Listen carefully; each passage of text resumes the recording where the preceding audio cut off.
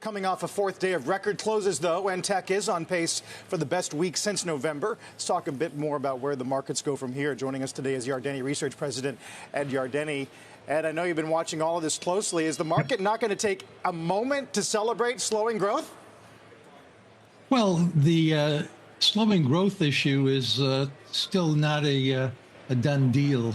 We certainly had very strong payroll employment, and the payroll employment suggests that wages and salaries and personal income during May also were up sharply, and that should be visible in retail sales. So let's see how some of these numbers came out. I was somewhat taken aback by the consumer sentiment numbers that you folks just covered. But people have been pessimistic for a while, and the economy has been good. The labor market's been strong. And, as I said, the stock market is at an all-time record high. That said, 3 weeks of increasing initial claims. We've been watching JOLTS, of course. There's even chatter about this Philly Fed look at benchmarks and whether 13 states have been overstating the labor market. Are you worried that there might be a turn of the page here? Carl, don't you get the feeling that people are just looking for trouble? I mean, I've never seen so much slicing and dicing of the data looking for bad news when the good news is right there at the top. No, I mean, initial claims are up 3 weeks in a row. So what? They were up in a similar fashion last summer, and the data are seasonally adjusted, but there could be some funky things going on around summer vacations and Memorial Day holidays. And I think we're going to see these claims come back down to something like 220,000 to 200,000. Labor market looks fine. I mean, the National Federation of Independent Businesses came out with their survey for May, and it indicated that job openings actually rose and hirings actually rose. So I guess take your pick,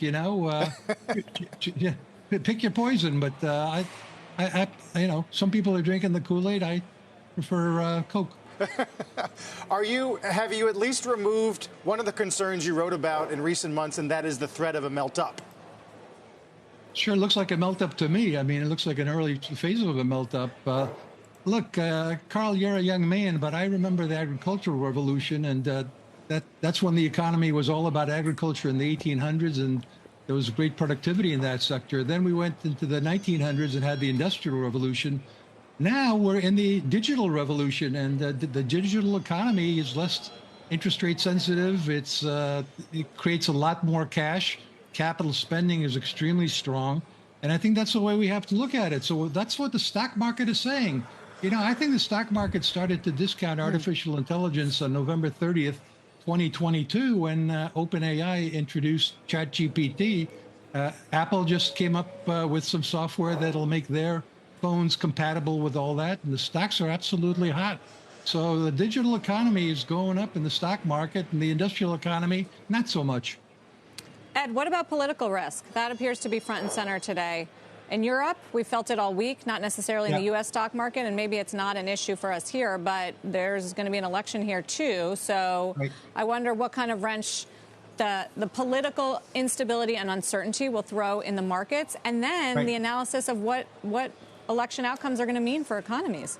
Yeah, I think that's probably the biggest risk right now is politics in general. Geopolitical risk is certainly front and center in my mind. And now you've also got domestic political risk in Europe and in the United States. Both candidates for the White House are threatening to impose massive tariffs on China, for example. And when I talk to people about the roaring 2020 scenario for this decade, they remind me that the 1920s ended badly, and it ended badly because of Smoot-Hawley tariff, because of protectionism. So I think you're right. I think this is not a worry-free bull market, but then they never are. There's always something to worry about. But the good news is that our domestic politics is starting to look just downright stable compared to things kind of coming unglued in Europe. And maybe that's some of the reasons why the bond yield is doing well and money continues to come into our markets.